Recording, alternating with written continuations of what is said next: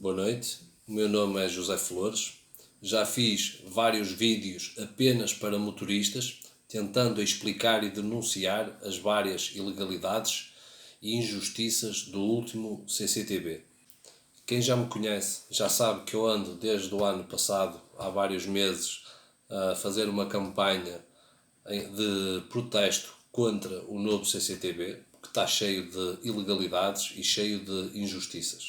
Este vídeo, em forma de mensagem, não é para motoristas, mas sim para todos aqueles que acham que nós estamos errados, é para todos aqueles que não conhecem a realidade da nossa profissão e, acima de tudo, é para todos os nossos colegas que não têm a coragem de se juntar a nós. No fundo, é um pouco para mostrar a vocês que não conhecem a nossa realidade alguns números que tanto a ANTRA como o Estado português estão a esconder, e eu vou revelar alguns números que a ANTRA não quer falar.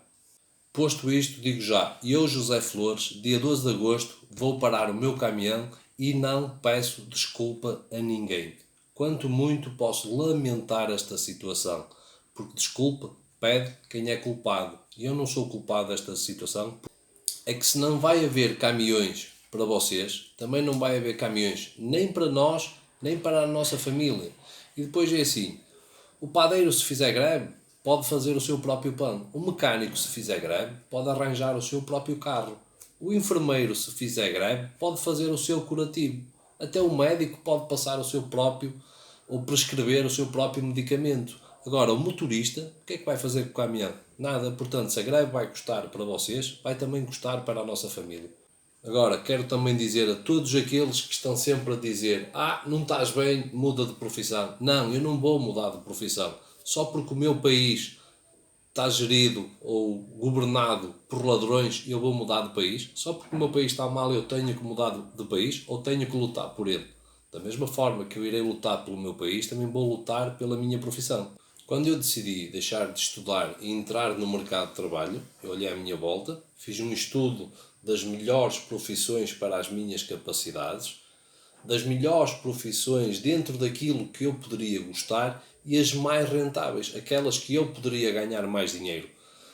E de motorista era uma delas, então eu enverdei pela profissão de motorista. Só que para ser motorista é preciso esperar até aos 21 anos para entrar no mercado de trabalho e depois há todo um investimento e todo um sacrifício investido em tempo e dinheiro para tirar a carta. É certo que não é um curso superior, mas é uma formação que fica caríssima, principalmente para uma família que não tenha grandes possibilidades. Já para não falar que muitos cursos superiores se fazem com dinheiro público e a carta de condução a nós ninguém nas pagou. Fomos nós com o nosso sacrifício que a fizemos. Eu tinha dito que não ia mudar de profissão e tinha dito porquê. Porque quando uma pessoa abraça uma profissão, tem que ser profissional, tem que ter ética profissional e tem que ter códigos de conduta. E não pode permitir que a nossa profissão seja desvalorizada. Então nós temos que preservar a valorização da nossa profissão e, acima de tudo, temos que a dignificar. E é tão ou mais importante preservar a nossa profissão como preservar o nosso posto de trabalho. Pode parecer a mesma coisa, mas são coisas completamente diferentes. Uma coisa é posto de trabalho, outra coisa é profissão. E esta luta, o foco desta luta é esse, é valorizar a nossa profissão e não o nosso posto de trabalho, porque o nosso posto de trabalho valorizamos cada um no seu trabalho. Agora, aqui trata-se de valorizar a profissão em todos em conjunto. Por isso, repito, eu, dia 12, vou parar por mim, pela minha família, pela minha profissão, mas acima de tudo também irei parar pelo meu país. E já explico porque chega de ver os grandes grupos económicos serem os donos disto tudo e corrompendo políticos e roubando milhões. Então vamos agora falar um bocadinho nos números que a ANTRA esconde e que não quer que se saiba. Vamos lá então ver esses números e como é que é possível chegar aos números que eu tenho aqui. Primeiro vamos começar por falar na cláusula 59, que é referente as ajudas de custo, o que permite uma grande manobra para fugas ao fisco. E depois temos a cláusula 57. A cláusula 57 é correspondente à alimentação, às dormidas e à deslocação. E é aqui que está um dos principais buracos nessas fugas ao fisco. Porquê? Porque, embora na cláusula 57 esteja referente às dormidas, os patrões não nos pagam as dormidas. Pois bem, o buraco está precisamente aqui. O que é que acontece? Os patrões, para dar essa compensação, que não a dão, então incentivam aos motoristas com pagamentos quer ao quilómetro, quer à carga, quer à tonelada, que é para obrigar os motoristas a fazerem quilómetros a mais, cargas a mais, carregarem peso a mais, alguns porque ganham à tonelada, à palete, porque há motoristas que infelizmente também ganham à palete. Então, com o passar dos anos, esse pequeno contributo que deveria ser dos quilómetros, da carga, das paletes, passou a ser uma prática comum entre as empresas, porque começaram a ver que era rentável pagar ao quilómetro e à carga, que os motoristas corriam mais, andavam mais depressa, com mais velocidade e faziam mais serviço. Atrás disso, as empresas, ao ver que tinham aí uma forma de lucro, começaram a transformar tudo em quilómetros, tudo em cargas. Com o passar dos anos, esse pequeno suplemento que era suposto dos quilómetros, das cargas, das paletes, da tonelada, era suposto ser um pequeno suplemento, passou a ser uma prática comum. E, então, trabalho real, que deveria ser tributado em sede de IRS e Segurança Social, não. Passou a ser pago em ajudas de custo. Porque isso era um suplemento de trabalho. Se é quilómetros, se é um trabalho que nós fazemos, então teria que ser trabalho real, tem que ser tributado. E não, era pago em ajudas de custo. As empresas, ao ver este buraco, e que os motoristas acabavam por ser coniventes, mas por obrigação, porque se não aceitassem este tipo não fossem coniventes, iam para a rua, então isto começou a ser prática comum. E então, pouco a pouco, começou-se a pagar as refeições, os sábados, os domingos, as noites, as horas extras, tudo. Tudo começou a ser pago em forma de quilómetros. Ou seja, começou tudo a ser pago em quilómetros. E esses quilómetros, que é trabalho real, vinha em ajudas de custo. Só para vocês terem uma ideia, no meu caso pessoal, eu há 19 anos, quando iniciei nos caminhões, o meu primeiro salário foram 320 contos. Desses 320 contos, 220 contos foram pagamentos extra. Porque a minha folha era 100 contos. Era 100 contos quanto eu ganhava. Ou seja, eu ganhei 220 contos em ajudas de custo. Fiz aqui umas continhas só para vocês terem uma ideia. O motorista do Internacional, se trabalhasse 2 sábados, 2 domingos, ganhava 160 euros, que não vinha na folha. Deveria ser tributado, mas não, vinha como ajudas de custo, para começar.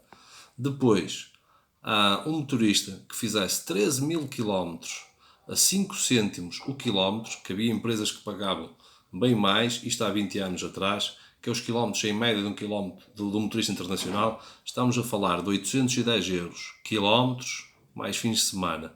Mas já fazendo este valor a menos de metade, estávamos a falar em 400 euros. 400 euros, se fossem tributáveis, 11% para o IRS do motorista, 11% Segurança Social do motorista, 24% TSU das empresas. Estamos a falar que este motorista deveria ter pago 184 euros no final do mês para as finanças e não pagou. Ou seja, se o motorista ao final do mês está em falha com as finanças de 184 euros, neste caso não é o motorista, é metade do motorista e metade da empresa, praticamente, por ano 2.200, ao fim de 22 anos estamos a falar em perto de 50.000 euros, mas estes 50.000 euros a multiplicar por 50.000 motoristas, estamos a falar em 2.500 milhões de euros. Não é brincadeira. Com números muito generosos, porque isto eu atiro para o dobro disto. No mínimo. Dizia o porta-voz da Antrac que nunca se viu num país democrático, fazer uma reivindicação do tamanho daquela que nós estamos a fazer. Pois eu digo ao Sr. André Matias que nunca se viu em nenhum país democrático ou em Portugal nenhuma outra profissão teve os salários congelados durante 18 anos. O nosso salário em 1997 era 489 euros e nós tivemos que esperar até ao ano 2015 para ter um aumento para 505 euros. Foram 18 anos à espera de ser aumentados. Isto nunca se viu em Portugal em nenhuma outra profissão. Portanto, consultem o anexo do CCTV antigo de 1997, o anexo 2, tem lá um quadrozinho com as escalas e as profissões e vão ver o valor do salário de um motorista. Eram 489 euros no ano de 1997. O salário de um motorista era 73% superior ao salário mínimo nacional em 1997. Atualmente, passados estes anos todos, o salário mínimo do motorista é 630 euros, é apenas 5% superior ao salário mínimo nacional. Enquanto o salário mínimo nacional nestes anos todos teve uma valorização de 112%, a valorização do salário do motorista foi apenas de 29%. Se nós tivéssemos tido uma valorização de 112%, o nosso salário hoje em dia seria de 1036 euros e ninguém está a pedir 1036 euros. Já agora, só a título de curiosidade, se vocês forem ao site do Parlamento, está lá disponível o salário dos deputados com os aumentos que houveram desde o início da democracia. Pois já acho que nestes últimos 40 anos vocês vão ficar chocados com a valorização que eles tiveram na profissão deles. Posso dizer que em 75, 76 duplicaram o salário para o dobro, de 84 a 86 duplicaram o salário para o dobro. Houveram anos em que o aumento de um deputado foi igual ao salário mínimo nacional. Um aumento nesse ano igual ao salário mínimo nacional na íntegra. Mas há mais. Vamos continuar no CCTV e mais números engraçados e mais números curiosos para vocês verem. Voltando às curiosidades e aos números que entrar não quer falar. Vamos falar agora da cláusula 61, aquela que para mim é um dos maiores roubos em toda a história da democracia a uma classe profissional em Portugal. Estamos a falar da famosa cláusula 61. O que é a cláusula 61? A cláusula 61 supostamente seria um prémio que nós íamos ganhar pela flexibilidade horária, ou então um prémio pela isenção de horário. Supostamente foi-nos vendida como esse o objetivo da cláusula 61, mas não. A cláusula 61 também é para isso, só que no fundo é um prémio que nós recebemos, mas que o pagamos pelo outro lado, porque temos que trabalhar mais 1 hora e 36 minutos, basicamente, todos os dias, para compensar o pagamento da cláusula 61. Isso é irrisório e faz-me lembrar as promoções dos supermercados. Agora, imaginem num supermercado um produto de um detergente qualquer que custa 1 litro em promoção. Ele custava 1,20€, não é? Fizeram uma promoçãozinha, 1€, desconto de 20%. Fica a 12 cêntimos o centilitro. Agora, imaginem vocês terem uma cláusula 61 num supermercado. O que é? É reduzir o produto. Deixou de ser 1 litro, passou a ser 750 mililitros. E, pelo mesmo preço, pela mesma promoção, vocês pensam que estão a comprar o mesmo produto, mas estão a comprar um produto mais pequeno e ele fica a 16 cêntimos o centilitro. O que se passa é que a cláusula 61 é basicamente a mesma coisa. Estamos a dar uma coisa por um lado, mas nós estamos a pagá-la por outro. Ou seja, no fundo, a cláusula 60, neste caso, é uma promoção. O caso da cláusula 61 não é uma promoção, é uma oferta. É uma oferta que te dão por um lado, mas tu pagas por outro. Ou seja, então, nós, em troca da cláusula 61, nós temos que trabalhar 48 horas por semana, quer eu queira, quer não queira. Enquanto qualquer cidadão trabalha 40 horas por semana, e se for um funcionário público 35, nós temos que trabalhar 48 horas. feitas as contas de outra maneira, nós motoristas trabalhamos mais um dia por semana do que qualquer um de vocês. Mas há mais. E grave. Ponto 4 da cláusula 61. O que é que diz? Estes trabalhadores, de acordo com o estabelecido nos números anteriores, não lhes é aplicável o disposto na cláusula 49. Retribuição de trabalho suplementar. Isto quer dizer o quê? Quer dizer que nós, motoristas, não ganhamos horas extras. Simplesmente não ganhamos. Somos obrigados a fazer 48 e nem que a gente faça 50 ou 60, não ganha horas extras. Zero. Jamais. Então, a ANTRA gosta muito da cláusula 61. Porquê? Precisamente por isso. Porque não nos é atribuído, não nos pagam horas extras, ou não nos pagar horas extras, a gente trabalha aquilo que for preciso.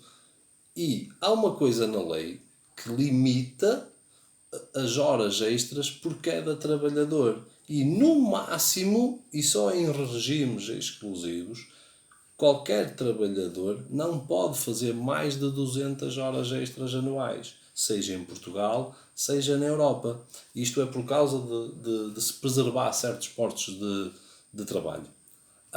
Ou seja, nós motoristas, como não nos é pago horas extras, a gente pode fazer as que quiser. Faz as que quiser, faz as que não quiser e ainda tem que fazer as que é obrigado a fazer. Mas pronto, qualquer dúvida é fácil, é consultar a cláusula 21 do CCTB e já agora a 26 também. Dá para vocês terem uma ideiazinha, não se esqueçam, cláusula 21 e cláusula 26. Posso dizer que sou eu, sem contabilizar as pausas técnicas, faço muito mais, mas muito mais de 500 horas extras por ano. Sendo que 420, à conta da cláusula 61, sou eu obrigado a fazer. Já está agora a começar a perceber porque que quando qualquer dirigente do sindicato fala na televisão ou o Dr. Pedro começa a falar, toda a gente lhe corta o pio. Está a perceber porquê? Mas há mais e muito mais. Então vamos lá ver na realidade quanto é que ganha um motorista. Um motorista em Portugal ganha de salário base 630 euros. Não era como dizia o senhor Andrezito Matias, porta-voz da ANTRA, militante do PS, com cargos públicos, segundo notícias, um grande boy do Estado, mas adiante. Segundo diz ele, o motorista não tem salário base de 630. Tem, está lá escrito. Depois, cláusula 61, 298 euros. Dá 928 euros. Se pegarmos nos 928 euros e dividir por 22 dias, temos 42 euros por dia. Se nós dividirmos os 42 euros por dia por 9 horas e 36, que é quantas horas nós somos obrigados a trabalhar por dia, 9 horas e 36, isto fica a 4,5 euros a hora. Descontando o IRS, 11%, temos um valor de hora de 4 euros. 4 euros que nós ganhamos a hora. Já agora, só a título de curiosidade, há um trabalhador comum que ganha o salário mínimo nacional, usando as mesmas contas, trabalho real sai a 3,40 euros a hora. Um funcionário público, como só trabalha 7 horas e não 8, nem 9,36 como nós, ganha 4,22 euros. Ou seja, um profissional qualificado ganha 4 euros a hora. Um funcionário público, um trabalhador sem qualquer tipo de qualificação, ganha 4,22 euros a hora. É isto que é justiça social? Já agora, continuando nas curiosidades. Assim sendo, um motorista ganha mais 60 cêntimos por hora que um trabalhador que ganha o salário mínimo. Mas como o trabalhador que ganha o salário mínimo só trabalha 8 horas, multiplicando estes 60 cêntimos por 8 horas, ou seja, um trabalhador que ganha o salário mínimo ganha apenas 4,80 euros que um motorista. Agora, não se esqueçam de uma coisa, aqui o motorista, por apenas 5 euros por dia, 4,80 €, 5 euros por dia, é refém do patrão 24 horas por dia. Eu gostava de saber, qualquer trabalhador que por mais 5 euros gostasse de ficar refém do patrão 24 horas por dia, porque é disto que se trata. O motorista sai de casa às 0 horas de segunda-feira e só por capricho do patrão, esse motorista chega à casa na sexta-feira às 24 horas e ganha mais, sabem quanto? Zero. Ganha mais zero. Ora bem, eu sei que não é através destes valores que se atinge o valor hora para pagamento de trabalho suplementar, mas isto é uma forma de nós saber qual o valor real pelo serviço prestado. Continuando nas curiosidades, tem aqui este quadro. Este quadro tem aqui 3 elementos. Aqui é um motorista, aqui é um trabalhador que ganha o salário mínimo e aqui estamos a falar de um funcionário público. Vamos cá ver, as horas trabalhadas. Um funcionário público trabalha 1820 horas por ano. Isto sem horas extras. O que ele é obrigado a fazer. 1820. Um trabalhador que ganha o salário mínimo são 2080 horas. Um motorista, 2496 horas. Ou seja, em 40 anos, um funcionário público trabalha 73 mil horas. Um funcionário que ganha o salário mínimo normal trabalha 83 mil horas e um motorista, ao fim de 40 anos, trabalha muito perto de 100 mil horas. Ou seja, o número para um funcionário público atingir aquilo que um motorista faz em 40 anos, um funcionário público teria que trabalhar 55 anos para atingir as mesmas horas. E um trabalhador privado com salário mínimo teria que trabalhar 48 anos. Ora bem, se nós fôssemos para a reforma, não aos 40 anos, mas ao fim de 72 mil horas trabalhadas, que é quanto trabalha um funcionário público, um motorista ia para a reforma ao fim de 29 anos.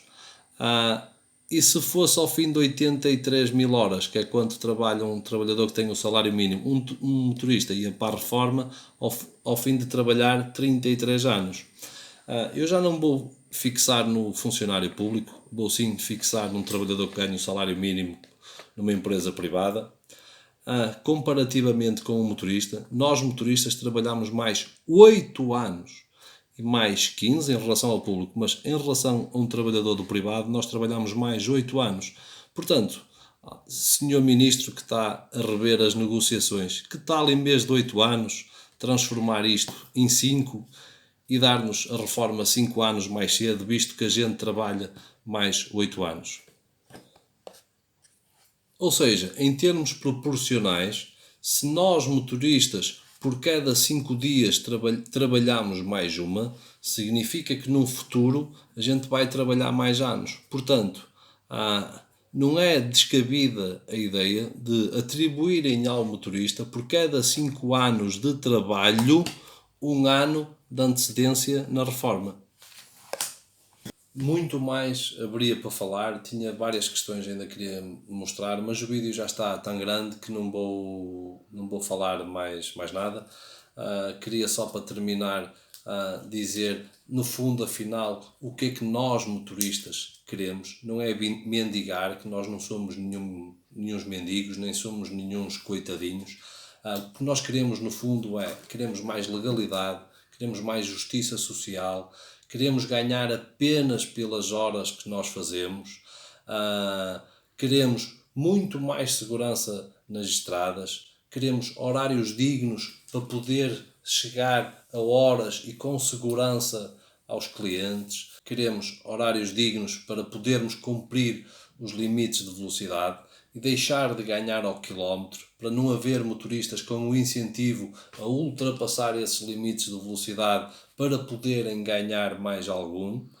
Queremos mais descontos para a segurança social, por forma a que a gente fique mais protegido em caso de acidente ou doença prolongada, mas queremos uma proteção adequada e compatível com o nosso verdadeiro salário. Queremos que nos paguem as noites no caminhão, porque se em 22 anos nunca pagaram faturas de hotel, agora vão começar a pagar as noites na cabine. Queremos direito a um banho diário. Queremos deixar de fazer cargas e descargas, como também queremos deixar de mudar pneus quando em trânsito. Dá para mudar um pneu sozinho, um motorista? Dá, mas é perigoso. Então convém que o ACT faça o seu trabalho e minimize os riscos. Não é essa a função do ACT? Então deveria ser absolutamente proibido um motorista mudar um pneu de um caminhão sozinho na autoestrada sem assistência. Ou pelo menos sem ter o carro da brisa presente. Deveria ser absolutamente proibido. Queremos deixar de ter acidentes, queremos que se investigue a grande maioria dos acidentes que há com os caminhões, que nos últimos anos os acidentes com caminhões triplicaram e, acima de tudo, no fundo e mais importante, o que nós queremos mesmo é deixar de morrer e deixar de matar. Somos a profissão na Península Ibérica atualmente ou uma das profissões com mais mortes e mais acidentes graves em trabalho, em funções. É bom que se vá ao fundo da questão, é bom que se investigue essas situações. Estamos a falar de motoristas sobre stress, sobre pressão, horários apertados e, muito importante, era bom que se investigasse também o suicídio de certos motoristas. Tem havido ultimamente nos caminhões vários suicídios nos motoristas e não queiram vocês nem a vossa família sofrer um acidente de um motorista cansado, com sono, deprimido ou até com tendências suicidas. Muito importante e muito cuidado a isto. Quando começar a haver acidentes muito graves, se calhar as coisas vocês vão pensar de outra maneira. Portanto, para ti que não és motorista, se no dia 12 de agosto, perante tudo o que eu disse, se no dia 12 de agosto tu vires um caminhão a circular, não fiques contente, tu devias ficar era triste, porque esse motorista que está a conduzir esse caminhão está-me a roubar a mim e está-te a roubar a ti e a ser conivente com o patrão dele em todas estas falcatruas que eu vos disse e algumas que ficaram por dizer. Portanto, esse motorista está-te a roubar a ti e a mim. Ora bem, agora queria deixar um recado a todos os motoristas que estão com dúvidas se devem ou não aderir à greve, se devem ou não enfrentar o patrão nesta situação, porque vai haver represálias e todos nós estamos cientes delas, mas só vai haver represálias se houverem colegas a furar a greve. Porque se não houver colegas a furar a greve, as represálias não vão existir. Agora vou dar o meu caso pessoal. Se tu tens medo, eu também já cheguei a ter medo de falar, a ter medo de me impor, mas sendo muito sincero, tive medo enquanto não o fiz. A partir do momento que eu fiz, o que eu pensei que ia ser mau, o que eu pensei que ia andar preocupado, estressado com o patrão, não. A partir do momento que eu fiz, tudo ficou muito melhor. Ganhei o respeito do meu patrão, ganhei o respeito dos meus colegas e, acima de tudo, respeitei-me a mim mesmo. Portanto, a partir do momento que eu bati o pé, pelo contrário, foi tudo muito melhor. Por isso peço-te, junta-te a nós, vem conquistar o teu respeito, tenha orgulho, tenha atitude, para que no futuro tu possas dizer que fizeste parte disto e vais ver que não vai haver dinheiro nenhum do mundo que pague poderes andar de cabeça levantada, com atitude e com dignidade. Portanto, meus senhores, para quem for motorista, peço a todos para aderirem à greve com força, em massa, unidos, coesos, e isto seguramente vai ser nosso. Um abraço a todos os motoristas e para quem não é motorista só tenho a dizer que lamento e mais uma vez não peço desculpa. Um bem-aja e uma boa semana de trabalho para todos.